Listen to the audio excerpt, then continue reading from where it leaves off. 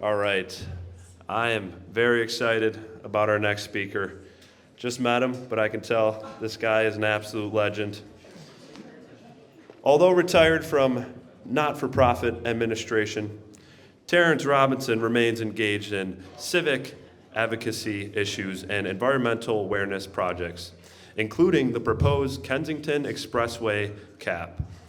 He and his wife, Marcia Lodiana, are longtime homeowners on Humboldt Parkway, where they lived for 36 years and raised their daughter. He has lived within 3 houses, 1 block, or directly on Humboldt Parkway for 70 years. His familiarity with the neighborhood, its residents, and its history are personal and deep-rooted. Let's give it up for Mr. Terrance Robinson.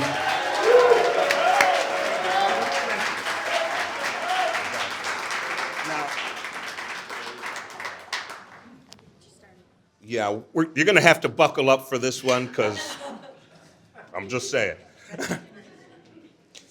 The classic 1895 map of the city showing Olmsted's Park and Parkway system, integrated with Ellicott's radio design plan, illustrates Olmsted's concept of built environment as foundation for future development and holistic regional perspective that informed his planning genius. Early days, the Parkway preceded people, development, and prosperity in some places, but they followed. Olmsted's vision was a regional one that could accommodate future unforeseen energy transmission, throngs of people, or morning solitude and quiet prayer.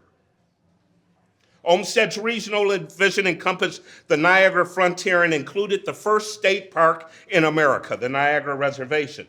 15 years hence, the transmission of electricity to the 1901 Pan American Exposition would herald a linkage of the natural wonder to the modern built environment. Humboldt Parkway linked land, water, and history. It was the best of times, it was the worst of times, it was the age of wisdom, it was the age of foolishness, it was the epic of belief, it was the epic of incredulity, it was the season of light, it was the season of darkness, it was the spring of hope, it was the winter of despair, it was in the City of Light, 1901 Pan American Exposition. President William McKinley's visit to the Niagara Reservation prior to his return to the Pan American Exposition was prelude to tragedy. The decades that followed saw dramatic expansion in commerce, population, and the built environment that was foretold and enhanced by Olmsted's design.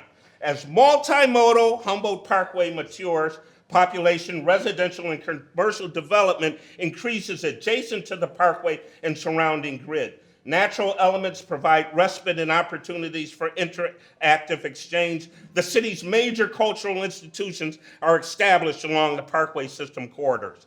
Demographics and economics are the variables in built environment dynamics. America's Great Depression, Great Migration, pre- and post-war population and industrial shifts. Humboldt Park gained in affluence and stature. It was a home for Buffalo's aspiring professional and working middle classes. You can't really see the details on this, but at the time of the previous slide's map in this 1937 record detailing the map's assessments, Area D1 was home to a burgeoning black population of railroadmen, domestics, entrepreneurs, escaping the rigors of the Jim Crow South and establishing a community in proximity to the Parkway. The erasure of the Parkway, its history, and the promise of Buffalo's future commenced in the mid-1950s. In the decade following this photograph, Olmsted's vision and design were tossed on the scrap heap of modernity, and the Robert Moses era of autocentric dominance roared through the region and country.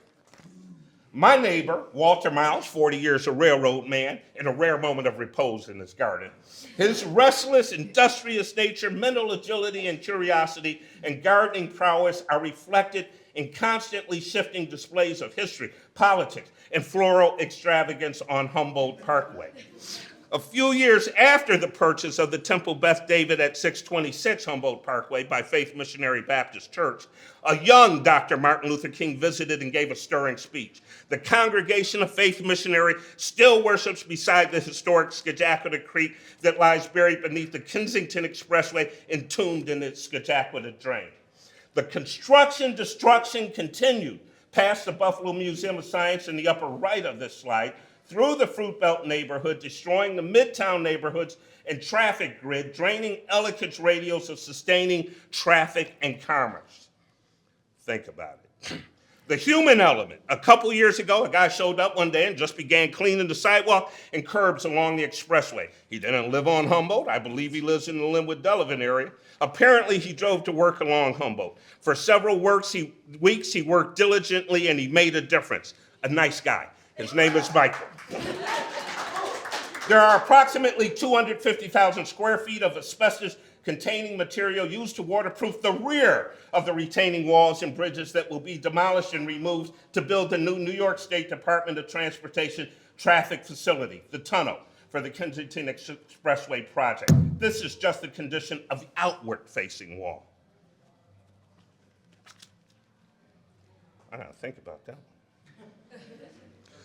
The really only purpose and one objective for this project, the only communities disconnected from the new tunnel will be the 4 census tracts adjacent to the transit corridor that have been designated disadvantaged communities. This is a slide of the current and future cancer alley. The rates of cancer, asthma, cardiovascular, and respiratory disease are the highest in the region and the country. Birth weight, life expectancy, per capita income, and employment are among the lowest in the city and the region. The people of Humboldt Parkway share a pride and resilience that endures and transforms. The bones are good. We are Buffalo with its beauty and harshness, brutal and poetic. In the foreground are plantings of native species by my beautiful but asthmatic gardeness niece. Monarch butterflies migrate. They are the only endangered or threatened species listed in the proposed project area. This one was enjoying the nurturing environment, planted with care by the lovely one that lived next door. She is an optimist, and so am I.